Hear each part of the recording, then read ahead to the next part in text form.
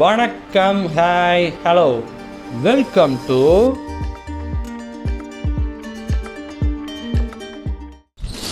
Tamil gaming மொய் நொட்டு moments ரீரியாக்ஷனா அப்படின்னு கேட்டால் போன வீடியோலேயே சொல்லியிருப்பேன். நான் தமிழ் கேமிங்கோட ஒரு ஃபாலோயர் தான். ரொம்ப வருஷமாக ஃபாலோ பண்ணிருக்கேன். நான் மொபைல் வாங்கினதுலேருந்து ஃபாலோ பண்ணிருக்கேன். 2018 சொல்கிறேன். ஏன்னா அப்படி தான் ஸ்கூல் முடித்தோடனே மொபைல் வாங்கினேன்.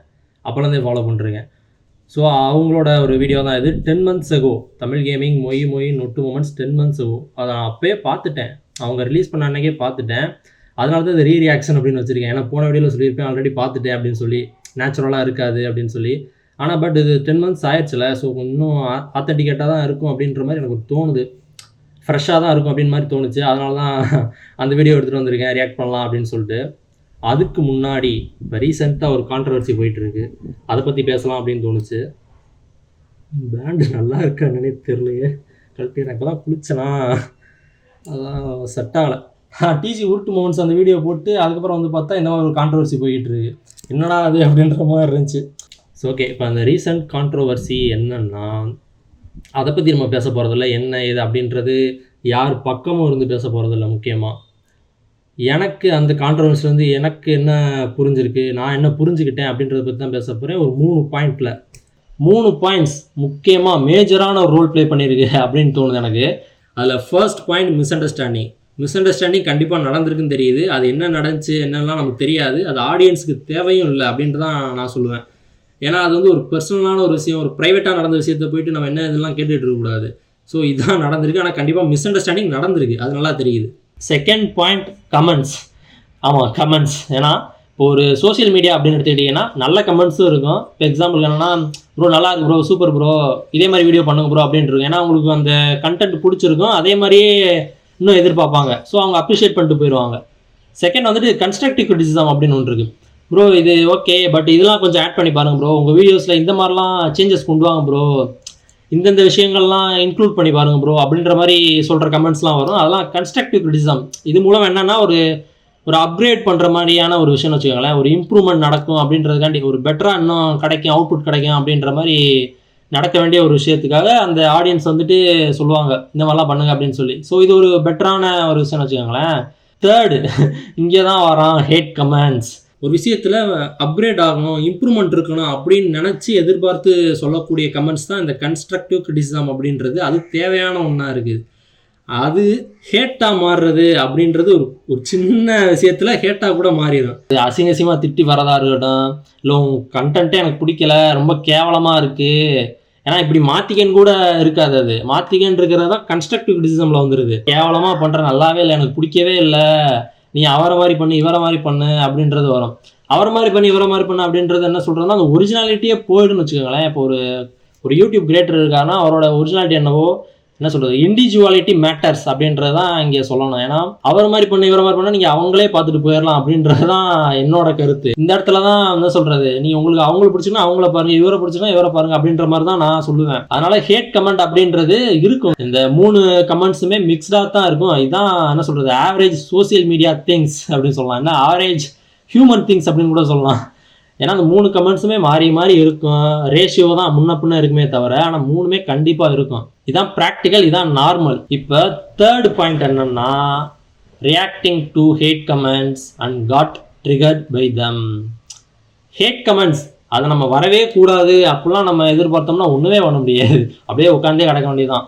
ஹேட் கமெண்ட்ஸ் வரும், அதை எப்படி நம்ம சமாளிக்க போகிறோம், அதுக்கு நம்ம கவனம் செலுத்தணுமா அப்படின்றது தான் முக்கியம். ஏன்னா இப்போ தமிழ் கேமிங்கை பொறுத்த வரைக்கும் என்ன சொல்லுவாங்கன்னா, கடவுளே உட்காந்து லைவ் ஸ்ட்ரீம் பண்ணாலும் என்ன சொல்கிறது, ஹேட் கமெண்ட்ஸ் வந்துகிட்டே தான் இருக்குது, அதெல்லாம் ஒன்றும் பண்ண முடியாது அப்படிலாம் அசால்ட்டாக சொல்லிட்டு போயிடுவாங்க. அவங்களும் ஹேட் கமெண்ட்ஸ்லாம் பெருசாக கவனமே கொடுக்க மாட்டாங்க, கண்ணுக்கு கூட மாட்டாங்க. நான் பார்த்த வரைக்கும் அவங்க அப்படியே கடந்து போயிடுவாங்கன்னு வச்சுக்கோங்களேன். அப்படி தான் இருக்கணும் அப்படின்னு நான் எதிர்பார்க்குறேன். என்ன சொல்கிறது, ஹேட் கமெண்ட்ஸ் வந்துருச்சு, இதை நான் திருப்பி ரிப்ளை வீடியோ கொடுக்கணும், நான் அப்படி கிடையாது, நீங்கள் சொல்கிற மாதிரிலாம் கிடையாது, நான் அவரை மாதிரிலாம் கிடையாது, எனக்குன்னு ஒன்று இருக்குது அப்படின்னு சொல்லி அதுக்கு நம்ம ரியாக்ட் பண்ணிக்கிட்டு ரிப்ளை கொடுத்துக்கிட்டு ட்ரிகர் ஆகிக்கிட்டு மண்டையில் ஏற்றிக்கிட்டு அப்படி இருந்தோம்னா அதோட பின்விளைவுகள் தான் இந்த கான்ட்ரவர்சி அப்படின்னு நான் நினைக்கிறேன். இந்த தேர்டு தான் என்ன சொல்கிறது, ஹேட் கமெண்ட்டுக்கு ரியாக்ட் பண்ணிக்கிட்டு இப்படி பண்ணுறது தான் ரொம்ப மோசமாக போய் முடியும் அப்படின்றது தான் என்னோட புரிதல். இதெல்லாம் நான் ஏன் பேசுகிறேன் அப்படின்னா, நான் தமிழ் கேமிங்கை ரொம்ப வருஷமாக ஃபாலோ பண்ணிருக்கேன். நான் மொபைல் வாங்கினதுலேருந்து ஃபாலோ பண்ணிருக்கேன். 2018 ஸ்கூல் முடித்தோடனே நான் மொபைல் வாங்கினேன். அப்போலேருந்தே ஃபாலோ பண்ணிருக்கேன். அதனால நான் அதெல்லாம் எனக்கு தெரிஞ்சதெல்லாம் சொல்கிறேன்னு வச்சுக்கோங்களேன். அதுபோக இன்னொரு விஷயத்தில் ஒரு கனெக்ஷன் இருக்குது. அது என்ன இது அப்படின்லாம் இப்போதைக்கு ரிவீல் பண்ண வேணாம் அப்படின்றது ஃப்யூச்சரில் பார்த்துக்கலாம். ஸோ இதெல்லாம் தான் இதை பற்றி நான் பேசணும்னு நினச்சது இவ்வளோ தான். இப்போ நம்ம வீடியோக்குள்ளே போகலாம். ப்ரோ வியாபாரம் தனித்தனியா பண்ணலாம் ப்ரோ. போய் வாங்குங்க ப்ரோ. வியாபாரம் இப்பொழுது அமோகமா ப்ரோ. ஆனா நல்லா இருந்துச்சு ப்ரோ. நம்ம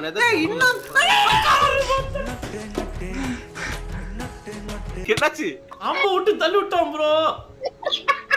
கருமா எல்லாம் போச்சா? ஐயோ வில்லேஜ் நக்கிட்டு போச்சுடா. Tamil gaming note moments. இந்தடா சார் இந்தடா ப்ரோ கண்ணு பாருங்க ப்ரோ. சொருகுது உனக்கு இப்பவே. ஆக்சிடென்ட். பேட் எடுங்க ப்ரோ. நம்ம ஃபிளாஷ் டைவ் போயிடுச்சு ப்ரோ.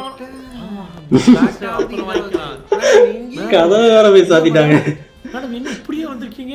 நான் ஒரு வீடியோ வந்து ஒன்லி மேன்ஸ்ல வந்து பண்ணிட்டு இருக்கோம். கம்ப்யூட்டர் கிளாஸ் ஆயிடுச்சு. ஃபிக்ஸ் பண்ணு, சீக்கிரமா ஃபிக்ஸ் பண்ணு சார். எனக்கு அப்பனா 2 month subscription free. ஓகே அதான். ஆமா மேடம், ஃப்ரீ சப்ஸ்கிரிப்ஷன் ஆஃபர்லாம் வரும். ஏங்க 8GB 20GB எடுத்தீங்கல மேடத்துக்கு போடுங்க. மேடம் 20GB நான் போலாம் சொல்றேன் மேடம். இந்த நாய் விட மாட்டேங்குது. 4GB RAM தான் இருக்கா? 4GB போடலாமா? பாவம் ப்ரோ. பாவம் ப்ரோ. அது ஒர்க்கிங் ஸ்பீட் அதிகம் இல்ல ப்ரோ.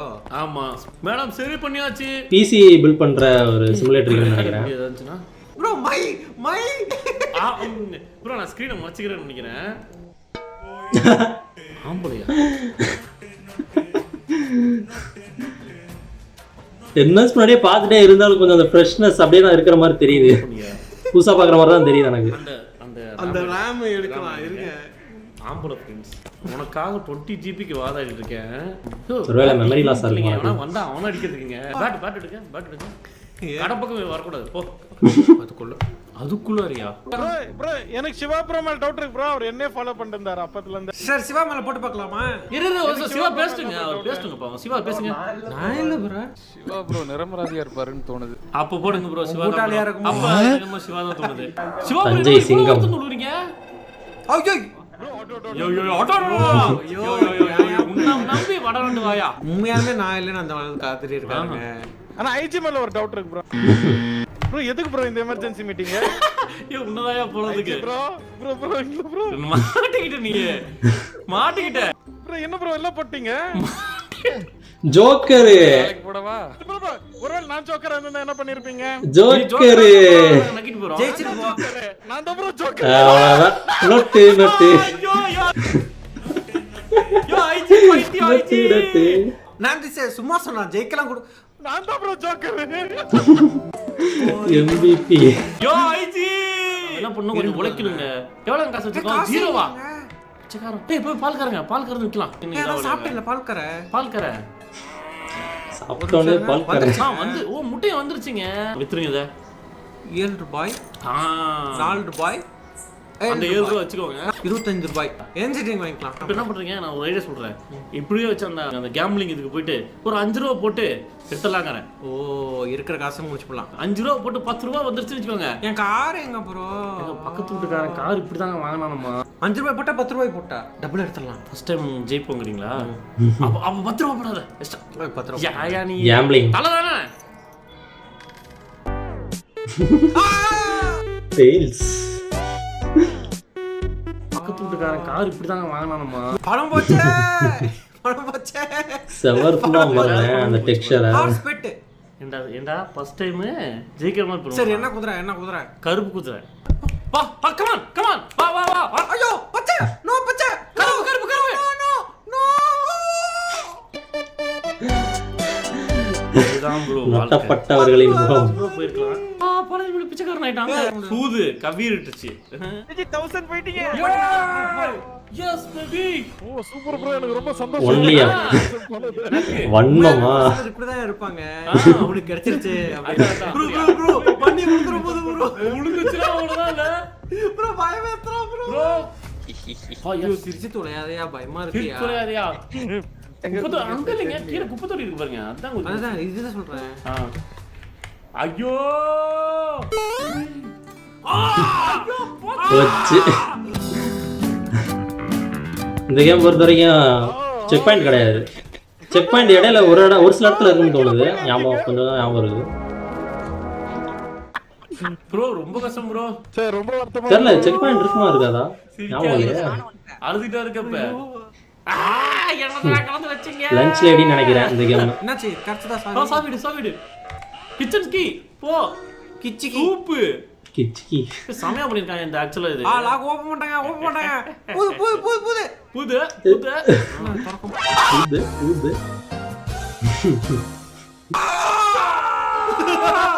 என்ன ஒரு அட்டெம்ப்ட் இருக்கு இருக்கியா அது இருக்கியா இருந்தாலும் கரெக்டா பாரு. ஐயோ சா ஜஸ்ட் மிஸ். இத ஃபைனல் ட்ரை தான் நினைச்சு பாருங்க. பக் கிளிச் ஆயிடுச்சு. கேம்ஸ் இந்த மாதிரி கிளிச்லாம் கொஞ்சம் கொஞ்சம் நடக்கும்.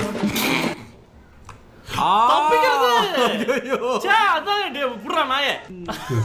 ஐயோ பாஸ் பண்ணி ப்ளே பண்றதா.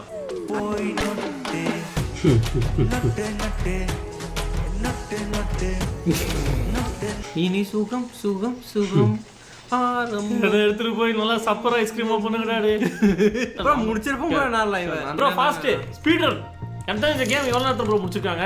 40 minutes அது முடிக்கிறோம் நம்ம. அது இந்த லைவ்ல வித்அவுட் எடிட்டிங்.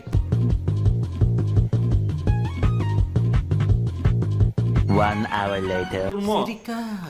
சிரிக்காதே சிரிப்பாலே மயக்காதே. அவ எதை வச்சு மைக்கிறான்னு தெரியாதா? வாய்ஸ் வாயாவே. போதும் குடுக்குறது போதும். வா குடு சாவி குடு. டக்குனு அவன் வரானா பாத்துக்கோங்க. மியூசிக் கேக்குதுங்க. அவன் வரதுக்கு ஓடியா வரான் அவன். இவனும் வரான். போச்சுடா நக்கிண்டு போச்சு.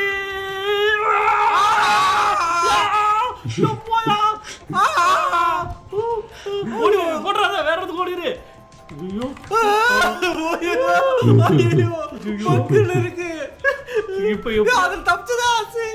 போய் தோடா டேய்.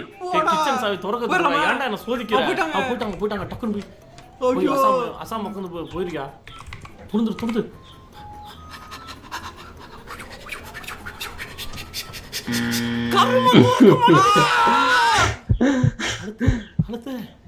அடுத்து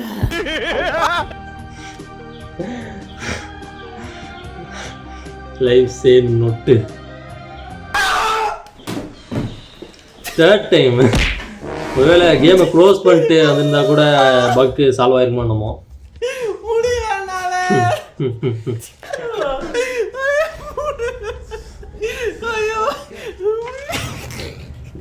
இத்துடன் இந்த லைவ் முடிச்சுக்கலாம். அந்த சேர் பார்த்தீங்களா உடன் சேர். இப்போ வந்து கேமிங் சேர் வாங்கிட்டாங்க. வணக்கம் ப்ரோஸ். இந்த வீடியோ உங்களுக்கு பார்த்தது பிடிச்சிருக்குன்னு நினைக்கிறேன். பிடிச்சிருச்சுன்னா மறக்காம லைக் ஷேர் சப்ஸ்கிரைப் பண்ணுங்க. அது மட்டும் இல்லாமல் இப்போ நீங்கள் பார்த்துருக்கீங்க நொட்டு மூமெண்ட்ஸ் பார்த்தீங்க. இதுக்கு முன்னாடி நம்ம பார்த்தீங்கன்னா டாப் 10 ஹாரர் மூமெண்ட்ஸ் பண்ணோம். அடுத்து நம்ம என்ன பண்ணலாம்? நம்ம லைவ் ஸ்ட்ரீம்ல வந்து நிறைய இதில் இருந்து இந்த கண்டென்ட் பண்ணால் நல்லா இருக்குங்கிறவங்க கமெண்ட்ஸ் எழுதுங்க. எது நல்லா இருக்கோ அது நம்ம அடுத்த முறை பண்ணலாம். நன்றி வணக்கம் பாய். Top 10 horror சம்பவமா? நான் இதுதான் ஃபர்ஸ்ட் நினச்சேன். ஓகே அது மொமெண்ட்ஸ்ன்றதுனால இந்த வீடியோ ஃபர்ஸ்ட் வந்துச்சுன்னு நினைக்கிறேன். அதுவும் ரியாக்ட் பண்ணலாம் பின்னாடி. இந்த வீடியோ தெரியுது அந்த என்ன சொல்கிறது புதுசாக பார்க்குற மாதிரி தான் ஒரு ஃபீல் தருது எனக்கு. நான் ஆல்ரெடி பார்த்துட்டேன் அந்த டைம்லேயே 10 மாதத்துக்கு முன்னாடியே பார்த்துட்டேன். இருந்தாலும் இப்போ பார்க்கும்போதும் அந்த புதுசாக பார்க்குற மாதிரி தான் இருக்குது. நல்லா இருக்குது. அந்த நல்லா ஃபன்னாக இருந்துச்சு. இதே மாதிரி நிறைய மொமெண்ட்ஸ் இருக்குது. அதெல்லாம் எல்லாத்துக்கும் ரியாக்ட் பண்ணலாம். இதே மாதிரி வேறு ஒரு வீடியோவில் பார்க்குறேன். Bye guys.